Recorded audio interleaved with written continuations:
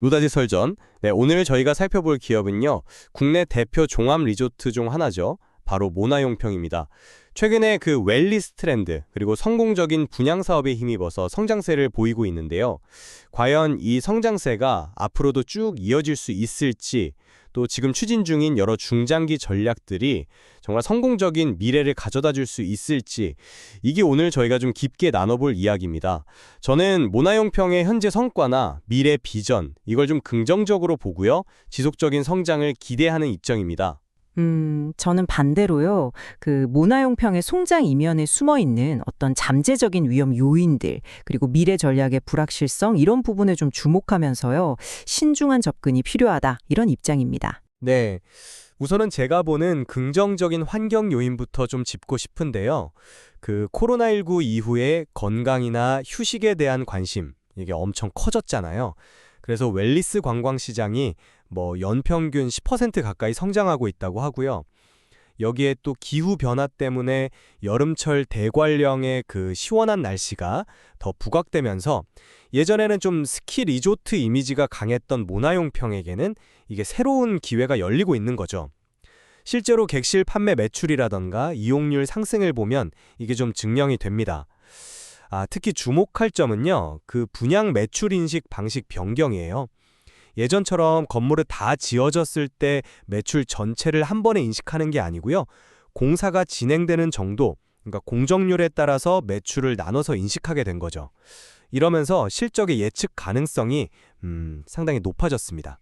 최근에 성공적으로 분양 마친 프리미엄 콘도 아폴리스 사례가 아주 안정적인 수익 기반을 보여주는 좋은 예시라고 할 수 있고요.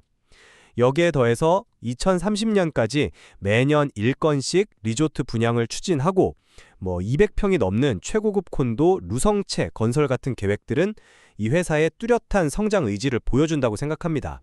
그리고 단순히 분양 사업만 하는 게 아니잖아요.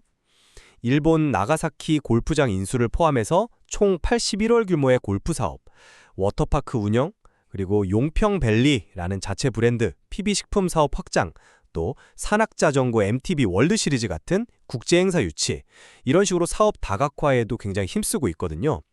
이게 결국 계절적인 변동성을 줄이고 사계절 종합 리조트로서 경쟁력을 키우는 전략인 거죠. 국내 최대 규모인 480만 평 부지는 이런 장기적인 발전을 충분히 뒷받침할 자산이고요. 네, 매출이 꾸준히 늘어난 점은 분명 긍정적으로 봐야겠죠. 하지만 그 영업이익을 좀 들여다보면요, 이야기가 약간 달라집니다. 그 분양 사업 성과에 따라서 이익 규모가 크게 변동하는 모습이 여전하거든요. 이게 뭘 의미하냐면 아직도 분양 사업에 대한 의존도가 상당히 높다는 거고, 리조트 운영 자체만으로는 아직 뚜렷한 수익성 개선을 이루지 못했다, 이런 방증이기도 합니다. 최근에 아폴리스 같은 고급 콘도 분양이 잘 되고 가격도 크게 올랐다, 이건 사실입니다. 네, 근데 이게 현재처럼 공사비가 급등하기 이전에 건설되었다는 어떤 특수성, 이게 반영된 결과일 수도 있다는 점을 좀 생각해야 합니다. 앞으로도 계속 그렇게 높은 분양가로 성공적인 분양을 이어갈 수 있을지는 글쎄요, 장담하기는 좀 어렵지 않나 싶습니다. 또 그 전북 고창이 계획 중인 종합 테마파크처럼 비교적 좀 대중적인 콘도 사업은 시장 상황이나 경기 변동에 따라서 계획이 지연되거나 변경될 위험이 항상 존재하거든요. 이게 중장기 계획의 불확실성을 높이는 요인이 되고요. 신사업 역시 좀 위험 요인이 보입니다. 자체 브랜드 식품 사업을 위해서 설립했던 용평밸리의 경우 지분을 매각해서 이제 지배력을 상실했고 또 적자 상태를 벗어나지 못했었죠. 이건 신사업 추진이라는 게 생각만큼 쉽지 않다는 걸 보여주는 사례라고 할 수 있습니다. 새롭게 추진한다는 건강기능식품이나 화장품 같은 PB 상품들이 과연 성공할 수 있을지도 아직은 좀 지켜봐야 할 문제고요. 외국인 관광객이 늘고 있다고는 하지만 아직 전체 매출에서 차지하는 비중은 사실 미미한 수준입니다. 그리고 외국인 대상으로 콘도를 분양하는 것도 언어 문제라던가 커뮤니티 관리의 어려움, 이런 걸 고려하면 단기간에 큰 성과를 내기는 좀 어렵지 않을까, 그렇게 보입니다. 그 부유 순위기 변동성에 대한 지적은 이제 좀 과거의 이야기가 아닌가 싶습니다. 제가 앞서 말씀드렸듯이 공정률 기준으로 매출을 인식하게 되면서 분기별 실적이 훨씬 안정적으로 예측 가능해졌거든요.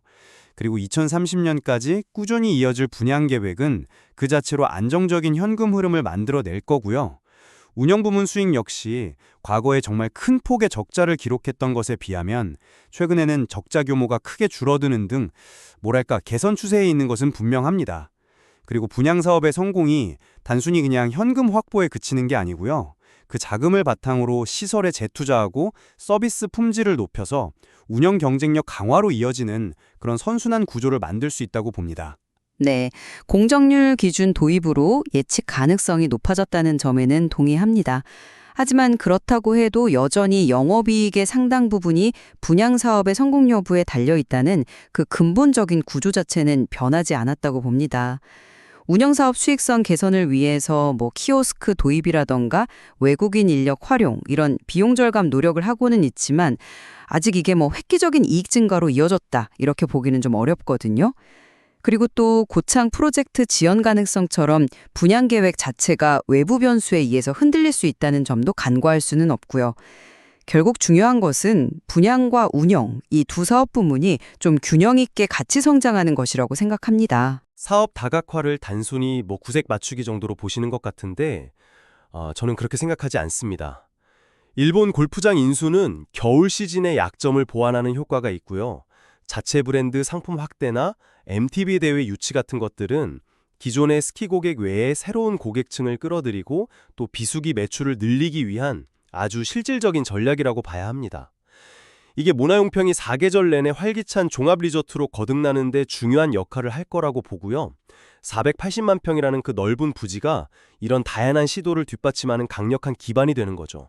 글쎄요, 그 효과에 대해서는 좀 더 냉정하게 평가해야 한다고 봅니다. 신사업 추진이 항상 성공하는 건 아니잖아요.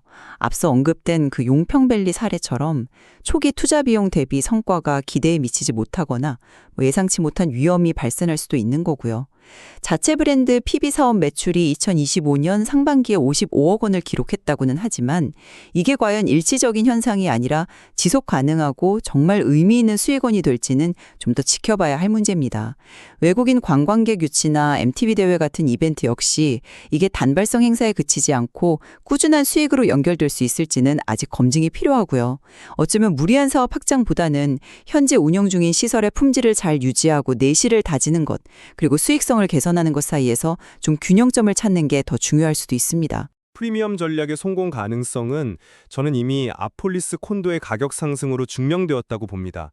분양가 대비 2배 이상 가격이 뛰었다는 건 그만큼 모나용평 브랜드와 상품 가치를 시장이 높게 인정한 결과거든요. 이건 앞으로 진행될 루송채 같은 최고급 콘도 분양 사업에도 분명 긍정적인 영향을 줄 겁니다.